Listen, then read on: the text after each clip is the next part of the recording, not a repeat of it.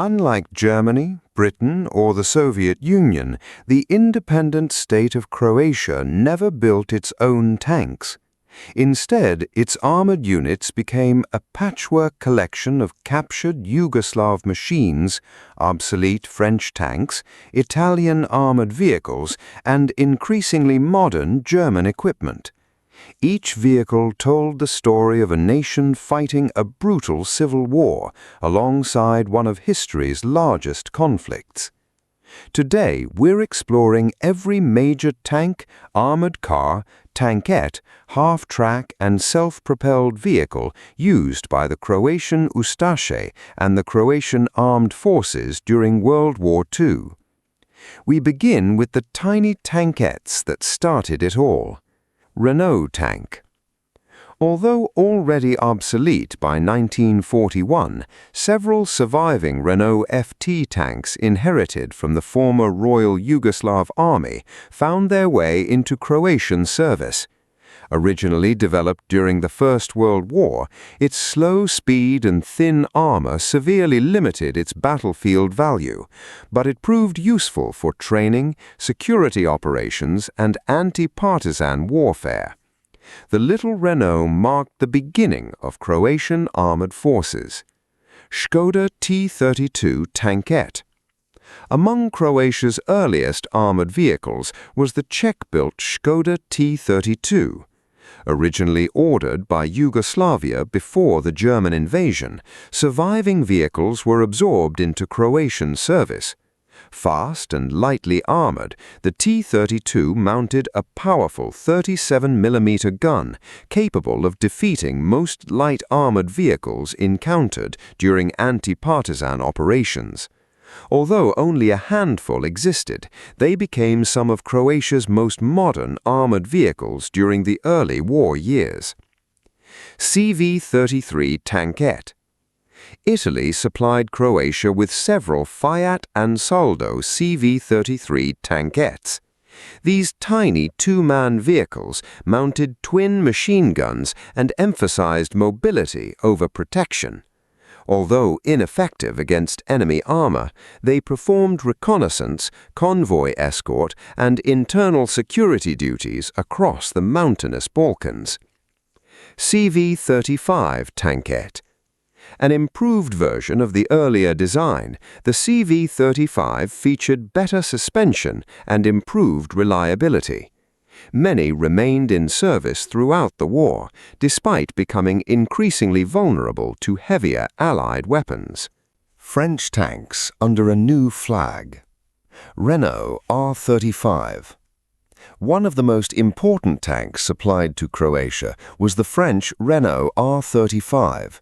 Captured by Germany after the fall of France, many were redistributed to Axis allies. With thick armor and a 37mm cannon, the R-35 proved well suited to anti-partisan warfare, where enemy anti-tank weapons were relatively scarce. Although painfully slow, it became the backbone of Croatian armored units for much of the war.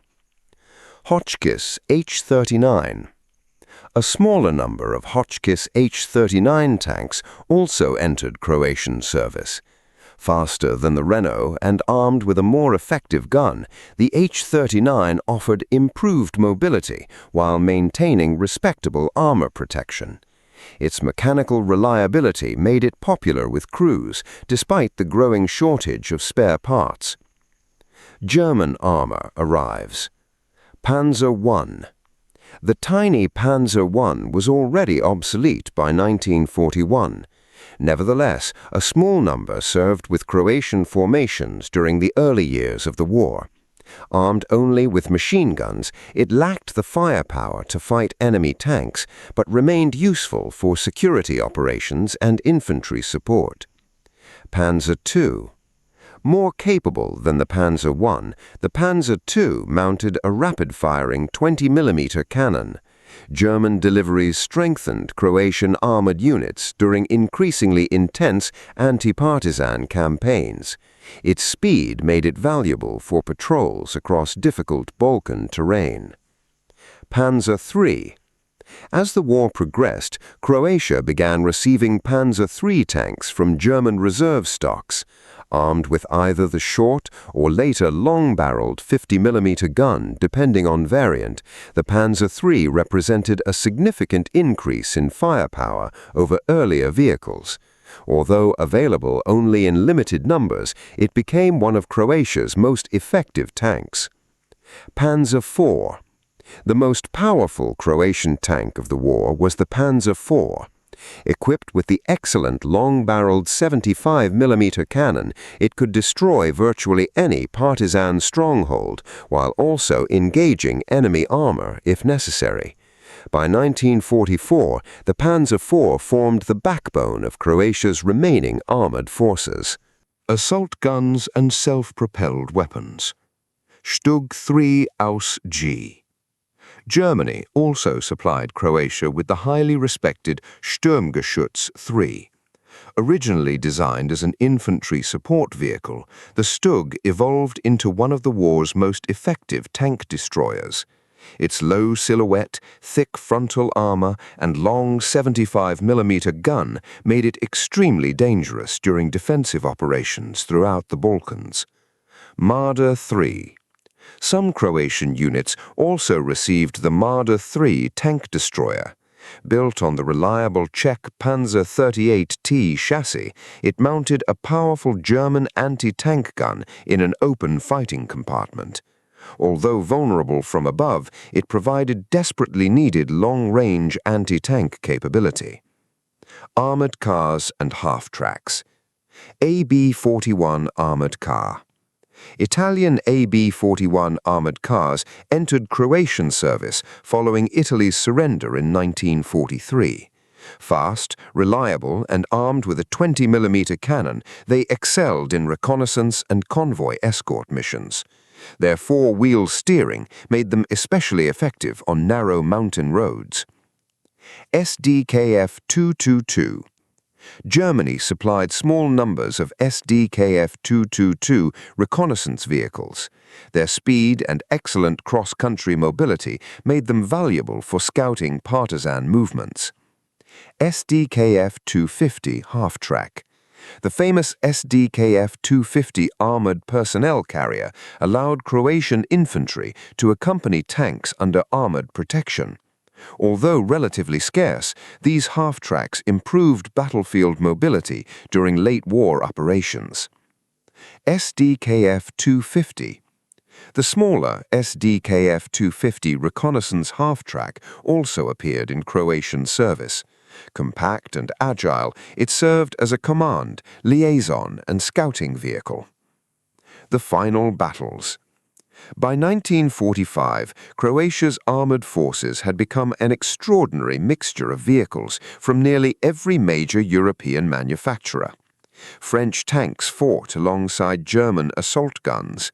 Italian armored cars operated beside Czech-built tank destroyers.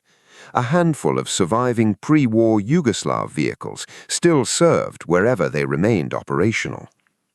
Constant partisan ambushes, Allied air attacks, fuel shortages, and the collapse of the Axis steadily reduced Croatia's armored strength.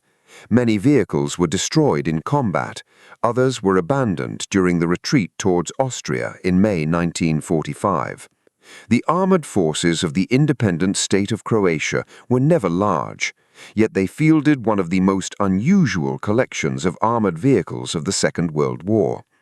From First World War Renault tanks to modern Panzer IVs and StuG IIIs, Croatian crews operated an extraordinary assortment of machines gathered from across occupied Europe.